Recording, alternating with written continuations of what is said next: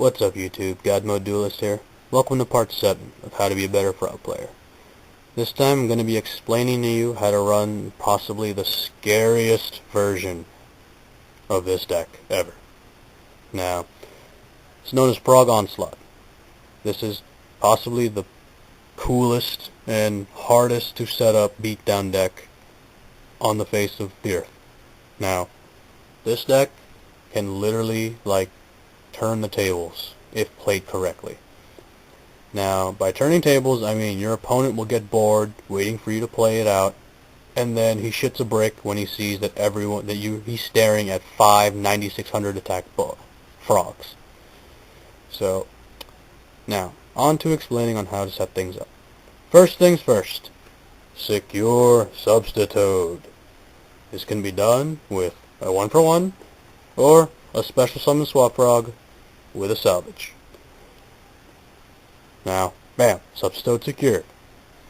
Now, after that, secure a frog. If you normal summon Substitute, special summon a swap frog. And then start your stupid chain. Now, you must dump these frogs correctly. Do not blindly send these things to the graveyard because you will screw yourself over so hard. Now, first things first, remember, swap frog. Remember that he is a foolish burial when he hits the field. So when you special summon a swap frog, bury a non-frog. Meaning you send either a Rodent Totem, always Rodent Totem, or you send a Substitute. Why? Because Substitute can't pull himself, and he sure as hell can't pull Rodent Totem. So, always swap frog. Now, I'm going to go ahead and say you can blindly dump any other frog, meaning these 3 down here, and Treeborns. You always want to keep at least 1 dupe frog in the deck for a backup strategy. Always keep 2 swap frogs in the deck also, because you will need them for the 2 poison draws you're going to leave on the field.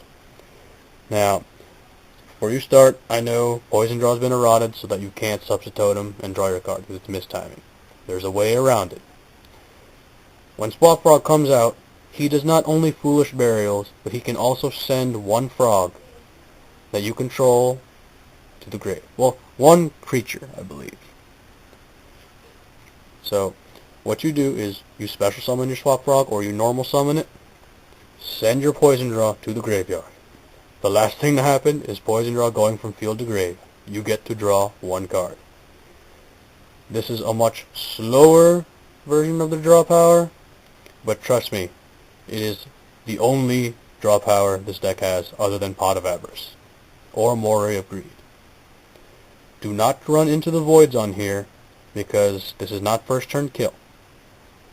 If you get stuck after playing an Into the Void and you have God Hand, you better set as much of it as possible or lose it all. Now, another card. The key player. Pot of Avarice. This is the only time I'm encouraging people to use Pot, is when he's in the form of this piece of paper. Now, Pot.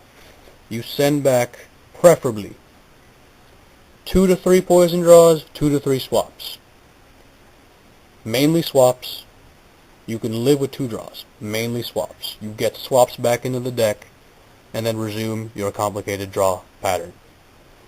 Hopefully, through all that complicated drawing, you will end up with a Wetlands and a Solidarity. Now, oh no, what if I don't have any other frogs than the ones I sent back? Never fear, you have useless frogs. Until later, with a Rodent Totem. You can remove from play a frog, get back a Rodent Totem. Easiest way, get rid of 1 Treeborn. You're running 2 Treeborns, you can pick the one that you hate the most. Remove him from play, become a Rodent Totem. Get your poison draws back out to the field, then presume to swap frog them away. Draw your cards. Hopefully by now you will rip into a Wetlands and multiple copies of Solidarity. I hope. Now, once you have all that set up, keep your last Pot of Avarice. That is another thing. You can freely use 2 whenever you want, but keep the last one for when you secure your OTK. Now, hopefully as you're doing your poison draw, you're drawing into True Nade, MSTs, and Storms. You don't even care about a Starlight Road. Because if they Starlight Road, you True Nade whatever's left, then you Unifrog around the Stardust Dragon. Or not even.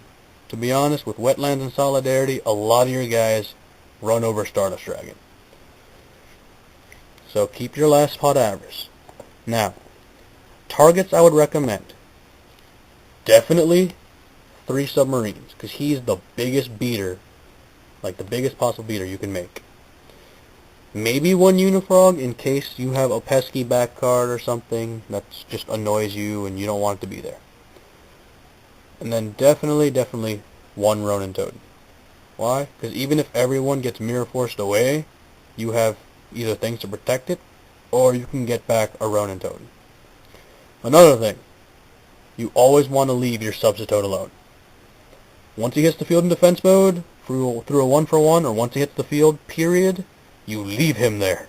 Does not change, he does not move. He becomes part of your mat, and does not move at all. So, say they do crow. Now, we'll go back to defense and support. Say they crow your Ronin Totems away or your Treeborns away, so you can't, it slows down the, process. Burial from a different dimension. They can only run 3 crows. 3 crows, 3 cards. Burial brings back 3 cards. Priority, you send back a Ronin Totem. Both of them if possible. Now, next, Mirror Force. Very, very annoying card. Kills everything. Which is bad. For you. Aegis of the Ocean Dragon Lord. Keeps everyone safe from Mirror Force, and then you laugh. And if you want, you can chain this to a Torrential Tribute. So, next card. How to abuse. Next topic is how to abuse certain frogs. Swap Frog. Possibly the most broken and underhanded card ever. So, Swap Frog's effect, to run away, you can run him away as many times as you want. This is a great cat tactic for having a hand after you, do your substitute crap. Say you have spell, trap, spell, Moray of Greed, 1 frog. You could run him away, and then Moray of Greed. Now, another thing. Normal summons are the most important thing right now. This is, possibly, you get 1 normal summon. Swap Frog lets you have another one, and that is it.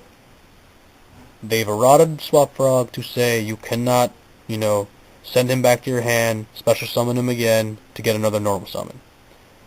Unlimited summons does not work at all, and I believe Konami fixed that problem. So, yeah.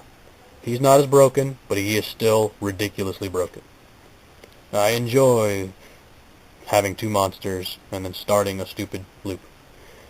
Now, from there, if you don't have Mirror Force, you can run the cheapy version, which is Froggy Force Field.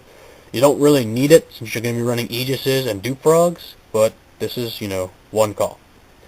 Now, another frog that you most definitely need to abuse. He is going to be the hero of the deck when you come across a swarm deck like Blackwings or X-Sabers. Flip-Flop Frog.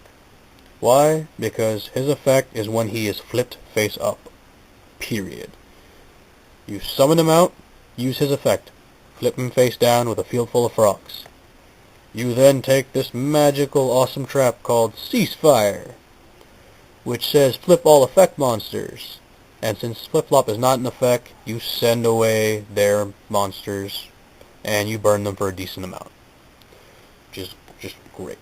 So, like I said, this deck is really, really complicated. It's a foreign freaking language for some people. And just be careful, make sure you know what you're doing. Just practice, because like I said, you'll probably learn how to speak Braille before you learn how to run this deck. And yeah, you need any more help, PM me. I'll try to make another video, blah blah blah. And good luck to all you duelists out there. So yeah, this is Guide Mode Duelist. Catch you all later.